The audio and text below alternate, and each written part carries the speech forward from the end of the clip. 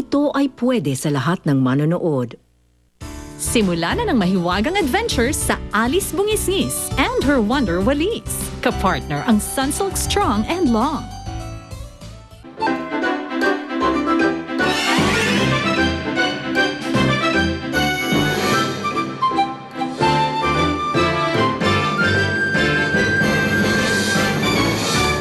Talagang gusto niyong gumalik si Spade. Bakit kailangan pa nating maghintay na makuha yung itim na dignom? Kapag nasa akin na ang tinadik mo, hindi na ako natatabla ng kahit na anong sumpa. Kaya tatanggalin na natin ang karayom na to sa manikang ito. Pagagalingin ko si Spade. Talaga po? Basta ipangako mo lang sa akin na susundin mo ang lahat ng utos ko. Tumigil na siya. Ano pong ginawa niyo? Wala akong ginawa. Bakit po ganun? Hindi po basta sakit ang karamdaman ni Spade.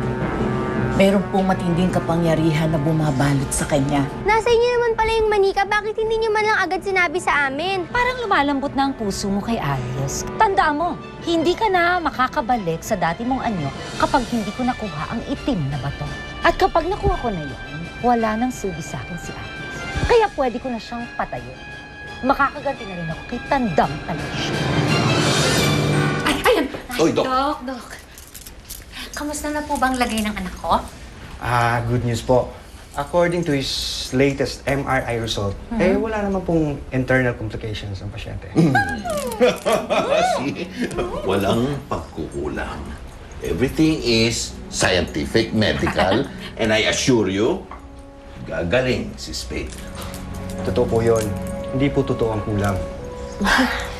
Yung bukol po sa Chinese Spade, kamusta po? Again, another good news. Hindi po cancerous ang bukol niya. Ang pinagtataka lang po namin, hindi rin po ito tumor. Gagawin pa kami ng ibang mga test at i-update na lang po namin kayo. Sige. Ay, salamat. Sige po. Okay, Thank you, Doc. See you. Maraming salamat po. Thank you.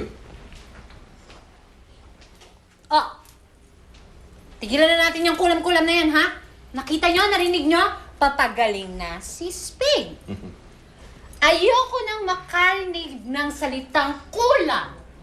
Kung sino man sa inyo magsasabi nun, puputulin ko ang dila.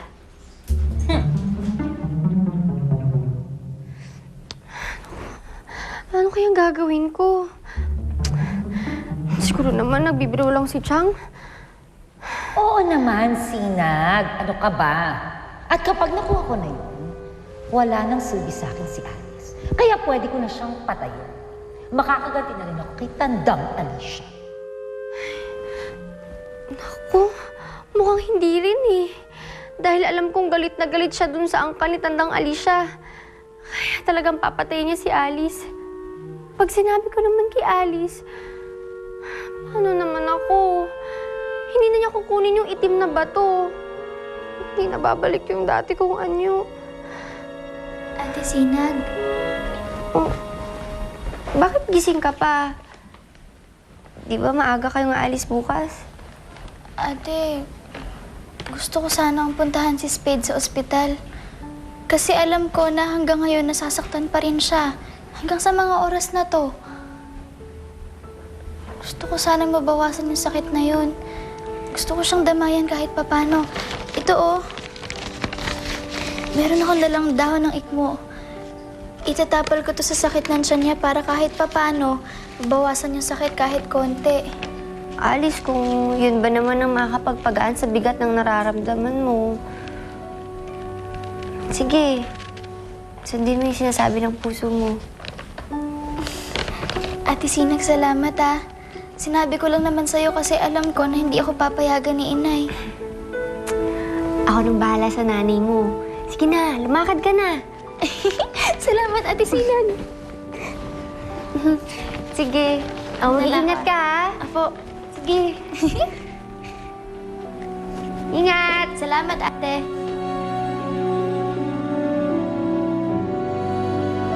Naniniwala pa rin ako na kinulam ni Alice si Spade.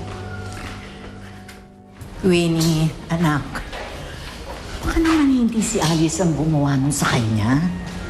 Iyaya si Alice ang namang kukulam na may kilala kay Spade eh. Sa tingin ko, hindi niya magkagawa yun. Totoo po yung sinabi ni Queenie. si Alice pa talaga yung nakulam kay Spade. Dahil nanay po ni Alice mismo ang nagsabi sa akin. Ano? Ginawa yun sa kanya ng nanay niya? Talagang ipinahamak niya ang sarili niyang anak? Nagsasabi lang po ng totoo yung nanay ni Alice. Teka nga, totoo bang nanay ni Alice yan? Eh bakit niya sinisiraan sa ibang tao ang anak niya? Di ba niya alam kung anong magiging epekto nun kay Alice? Yaya, sarili na nga niyang nanay, binuko na siya. Alam nga naman magsinungaling pa yun. Parang nagdududa ako sa nanay niyang yan. Yaya, Andeng, wala na po tayong magagawa eh. Mas mabuti pa po, maghanap tayo ng maggagamot kay Spade. Kayo po ba? Marunong po ba kayo maggamot? Hindi ko minana ang pagiging magaling na manggagaway ng aking ina. Pero kung nabuhay ang anak ko, Jack na isa rin siyang magaling na manggagaway. Sayang lang po yun, Yaya. E di sana may kukontra na sa pangungulam ni Alice. Ano naman yung naririnig ko? Di ba sabi ko ayoko nang marinig yung saltang kulam na yan? Hindi po, tita. Ulam pa yung sinabi ko. Ano kayang masarap na ulam dito?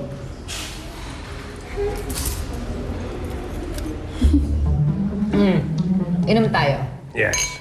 Dahil maya-maya lang matutulog na tayo dahil maaga tayong lalakad bukas, ha, Tim? Alam mo na ba ang daan papuntang bundok ng Cristobal? Kabisado ko na. Doon ang daan natin. Oh, baka naman kung saan mo kami dalhin. Eh, langit ang tinuturo mo. Hindi. Basta kabisado ko yung madam. Ay, si Sinag pala, isasama natin. Huwag na dahil pabigat lang siya.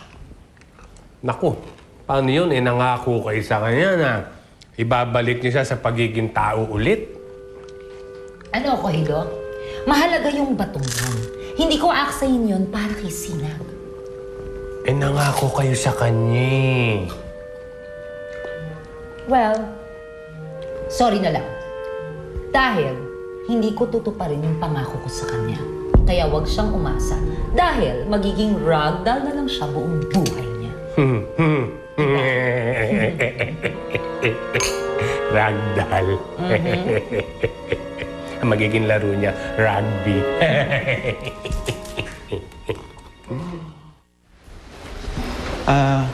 Queenie, salamat sa pagtulong at pag-stay mo dito, ha. Nagkaroon tuloy ako ng kasama. Gano'n naman talaga pag magkakaibigan eh. Nagdadamayan kapag nag-iisa ka. Pasensya ka na, minsan masungit ako. Masyado lang kasi ako na-stress eh. Sus, alam mo, kilala na kita bilang masungit. Kaya alam mo, hindi na ako nagtataka kapag sinisupladuhan mo ko. Sorry, ah. Kaya mo, iiwas ako na hindi maging masungit. Alam mo, Ace, kahit sungitan mo ko, hindi pa rin ako alis sa tabi mo. I'll always be your friend. No matter what.